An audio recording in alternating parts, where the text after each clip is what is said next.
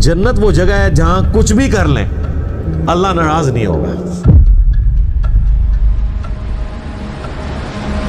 सही मुस्लिम में एक हदीस है कि जब जन्नती जन्नत में दाखिल होने लगेंगे तो उनको एक निदा की जाएगी, जाते ही खुशखबरी मिलेगी, तुम्हारे लिए मुबारक है, आज के बाद तुम्हें कभी मौत नहीं आएगी, तुम हमेशा जिंदा रहोगे। आज के बाद तुम्हें कभी बदहाली नहीं आएगी, तुम हमेशा खुशहाल रहोगे। आज के बाद तुम्हें कभी बुढ़ापा नहीं आएगा, तुम हमेशा जवान ही रहोगे। और आज के बाद अल्लाह तुमसे कभी नाराज नहीं होगा, हमेशा राजी रहेगा।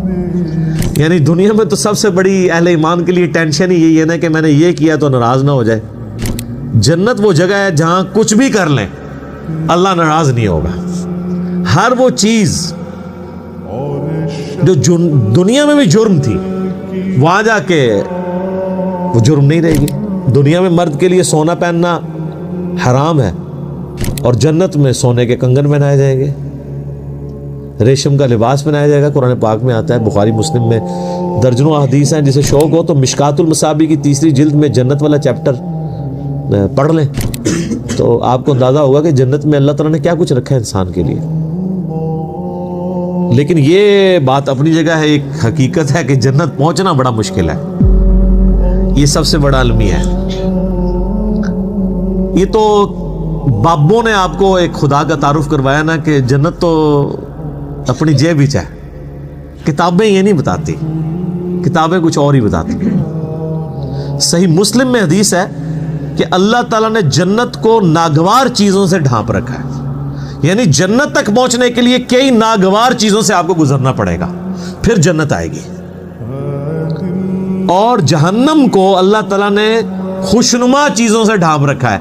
यानी हर अट्रैक्टफुल चीज दोज़ख की तरफ लेके चली जाएगी। नागवारी तो है ना, यानी रोजाना 5 वक्त नमाज पढ़ना दुनियावी तौर पे एक तरद्दुद तो है, सर्दियों में वुजू करना एक तरद्दुद तो है, गर्मियों के रोजे रखना एक तरद्दुद तो है, हलाल और हराम का फर्क करना एक तरद्दुद तो है।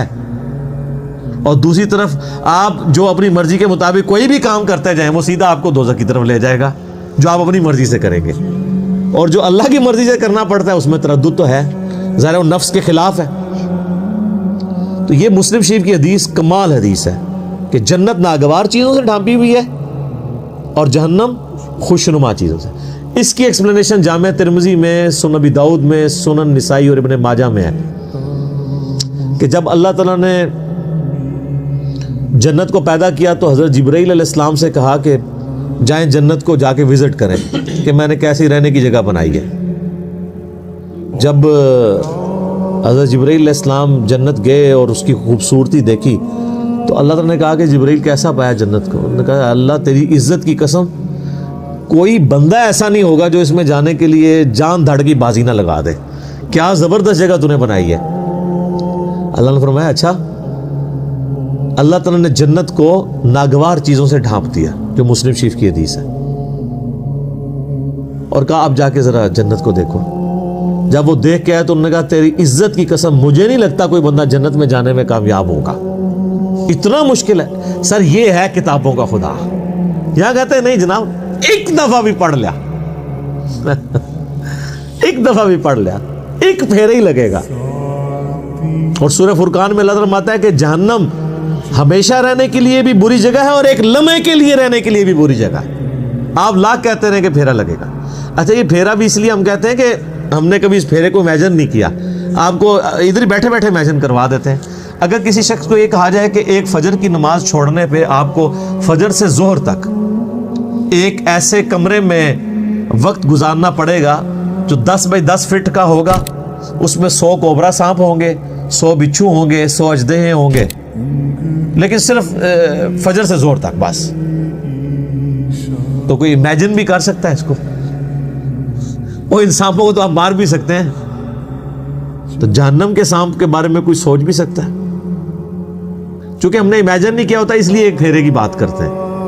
और ये तो बहुत बड़ी मैंने मिसाल दी है। अगर किसी शख्स को कहा जाए ना कि फजर की नमाज छोड़ने पे फजर से जोर तक आपको सिर्फ एक मोमबत्ती का वो छोटा सा जो फ्लेम होता है ना उसके ऊपर यूं हाथ रखना पड़ेगा फजर से जोर तक, سب 10 سیکنڈ نہیں کو رکھ سکتا.